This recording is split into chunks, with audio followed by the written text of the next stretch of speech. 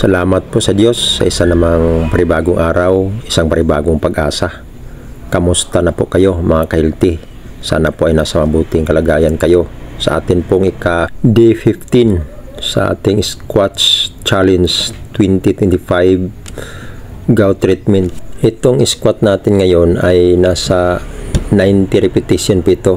Pero mayroon tayong break sa ika-70 repetition, nag-break tayo, tapos nag-add tayo ng 20 repetition, total is 90 repetition. At samantala ko mag-squat ay patuloy ko pong ibahagi sa inyo yung pong aking karanasan sa akin pong pagpapagaling ng aking karamdaman. At tapusin lang po ninyo ang video ito sa pagkataong ito ibahagi ko sa inyo kung anong klaseng panalangin ang mabisang gamot sa mga may karamdaman. Siyempre ang basihan natin yung pong nakasulat sa Biblia. Pero bago po yan, ipagpatuloy ko po yung aking na umpisa nung nakaraan sa una kong video dun sa day 14 na nabanggit ko doon sa huli na nag-flashback sa isip ko ang sinabi ni Brad Eli Soriano na ang tao ginawa ng Diyos ang design, ang pagkain, prutas at gulay. Kaya doon ako nagka-interest na nag-research ako ng pagkain, prutas at gulay.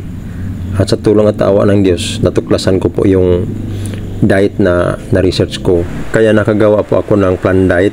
Tapos pinakita ko doon po sa aking espesyalistang doktor dahil ang usapan namin lahat ng kakainin ko, ipaalam ko sa kanya.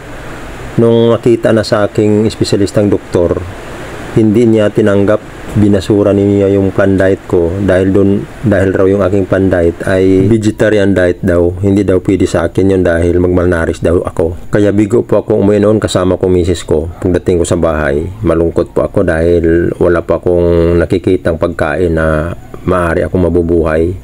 Ang ginagawa ko doon, yun po, nanalangin po ako.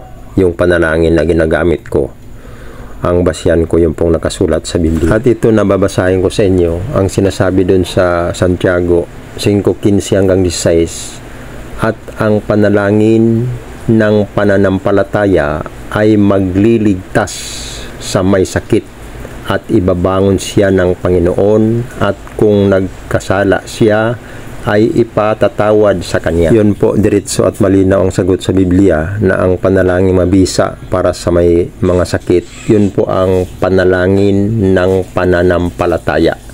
Yun po ang mabisang gamot sa lahat ng may karamdaman. At kung ipatuloy kong basahin sa 16, mangagpahayagan nga kayo sa isa't isa sa inyong mga kasalanan at ipanalangin ang isa't isa ang iba upang kayo'y magsigaling. Malaki ang nagagawa ng maningas na panalangin ng taong matuwid. Kaya diretso po ang sinabi sa Biblia upang kayo'y magsigaling. Bakit? Malaki ang nagagawa ng maningas na panalangin ng taong matuwid. Kaya ako naniwala na sa time na yon marami pong mga kapatid sa Iglesia ng Diyos sa MCG ay nanalangin sa akin, mga kapatid na matuwid. Sumampalataya ako ng buong puso na yun po ang dahilan kung bakit ako nakarecover sa aking karamdaman. Kaya nung pagdating ko sa bahay nanalangin ako, pagkatapos kong manalangin noon, ang naisip ko agad, dahil hindi pumayag yung aking espesyalista na doktor dun sa plan diet ko, ang naisip ko, ano kaya kung i-forward ko dun sa kasama naming doktor sa MCGI. Yun po si Simona Alota. Ang reply sa akin ni Simona, okay po yan bro, maganda po yan. Yun po, maraming salamat po sa Diyos.